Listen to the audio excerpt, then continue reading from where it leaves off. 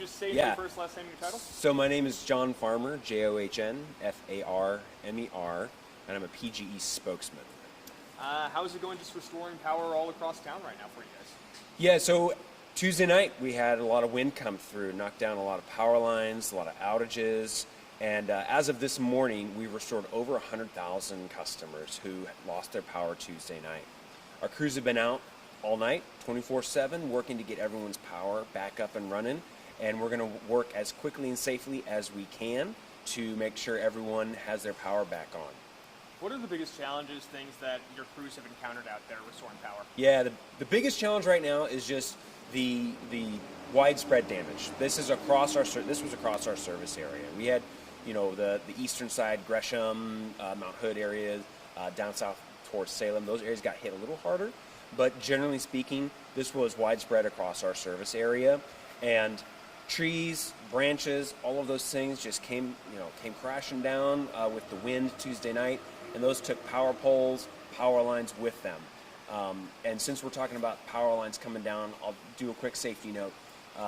We've talked about this a lot. I'm sure you guys have heard it already, but if you see a power line on the ground, treat it as if it's live. Don't go near it. Stay away. Don't use something like a stick or a branch to move that thing. Stay away, call 911, and then call PGE so we can take care of it. What is the safe distance away from a power line? So if you see a down power line, think about the length of a city bus. You want to stay at least 50 feet away from that thing. So think city bus, 50 feet. Make your phone call to 911 and PGE. And if you see others in the area, tell them to stay away as well. Our meteorologists all morning long has been talking about the rain we're going to see all day today, and there's worries about flooding tomorrow. Is that a concern for you guys?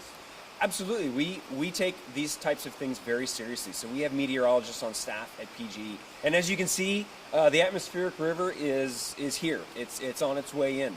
So we are monitoring the atmospheric river, the high winds, the system that's coming our way. We're monitoring it. We are ready for it. We've got a lot of crews both out in the field and incoming, ready to go. And so we're going to be ready to respond to whatever Mother Nature throws at us. Is there any spots that you're preparing for in particularly? If so, where can we film them?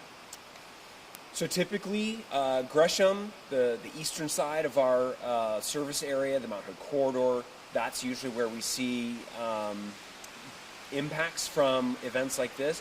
But weather forecasting only gets us so far. So it's like we saw Tuesday night, it was across the entire service area. And so it's hard to say where we're going to see more impacts this afternoon and this evening. Let me rephrase the question. Is there any spot that you guys are kind of gearing up and like prepping all your people for, where it's not necessarily where you expect the most damage to be, but more like, hey, this is a staging area where we can all kind of go and be up? Sure, that's good. Okay. So we don't necessarily have forward staging areas, as it were. So we have line centers stationed all. Hold on, let me turn that on. That might be K2. Start over. So we don't necessarily have forward staging areas, as it were. We do have line operation centers, like the one we're at here today. This is the Beaverton Operation Center. We have line centers all throughout our service area, and so those are the areas where our crews stage out of and deploy out of to go effect repairs. Now, one thing we will do is, depending on where we anticipate impacts or damages, or where we know weather can be the roughest, we will forward stage material like power poles or heavy cables or things like that to help make repairs faster. But all of our crews are out right now. This is one of those all hands on deck situations where we've been out all night, and we're going to stay out until everyone is back up and running. Are you all increasing staffing tonight? Yeah, so we have crews coming in. So we have PGE line crews that are actively engaged. We also have contract crews coming in to help. So we have over, what is the number? I will get the number for you guys. I'll send it to you as a follow-up of the number of crews that we have in the field right now. But yeah. If we go along with it, can you repeat the number of people that are without power right now? Yeah. So for the most up-to-date outages and outage information, you can find that on our outage map on portlandgeneral.com. And since Tuesday night's weather event, since Tuesday night's windstorm, we've restored power to over 100,000 customers. How many are left? Well, so by the time you guys this airs, what I say here will be different than How what about right now? You know, like As of the moment. I don't. Whatever's on the outage map is what I would tell you. So and So it was 22,000 a few hours ago. So yeah, I mean, if we could, I mean, here I could pull up the outage map right now if Sure. you want. Please. Was that P2? Yeah. Oh, great, perfect. Here, let's see what we've got. That'd be great. Refresh. Okay, our outage map says it's thinking.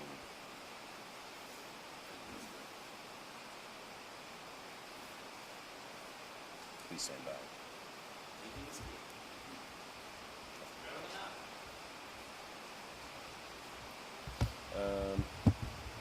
We're here. Jason, would you mind just letting the website think? Is there anything else we need to touch on while we wait for the website to think? What can people do to prepare for the next upcoming days? Okay. So when you think about preparing for weather events like we saw Tuesday and we're seeing today, there are three things that PGE recommends customers do. So as we think about going further into winter. So the first thing is to have a plan. So what's your outage plan? So when the power goes out, what are you going to do? The second thing is an outage kit, and that should include things like food, water, medicine, flashlights, batteries. We have a whole list that we recommend on portlandgeneral.com. So we highly recommend customers, your viewers, take some time to have an outage kit. And then the third thing is to make sure your contact information is up to date with PGE, because we do send proactive notifications about outages and other information. So those are the things we recommend customers do. here's that power outage map too, if you just want to reference it for them. Did it come up? You got it over there? Cool. Okay, right now we're at 21, we're just under 22,000. So as of 10 a.m., we're just under 22,000. Even better as of 10:10 too. Well, see, and yours says 19,000, so it's just like one of those things where it, Just gonna keep an eye on it. yeah, it refreshes. So that's why typically in some of these interviews, we try to just point to the outage map, because then when your folks are pitching it on TV, you can see the actual number right there. Do you expect to solve most, if not all, of the outages within the next 24 hours? And if not, do you expect to work with the city on finding ways for people to get showers and things like that with like shower centers and things like that? Would you please? my hooker here. So our goal is to get everyone's power back up and running as quickly and safely as we can. We're still working on the power restoration from Tuesday night's wind event.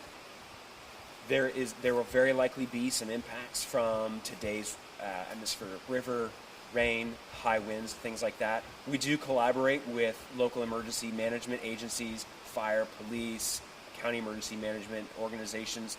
We share information and collaborate with them as we are able, and so this will be a full team effort. PGE's, we're doing our part to get the power back up and running, and we have other agencies that work on all sorts of other things to take care of our community. I'm good. I'm good too. Daryl, anything else? I'm good, thanks, sir. All right. Thank you very much. Thanks, John. Bam!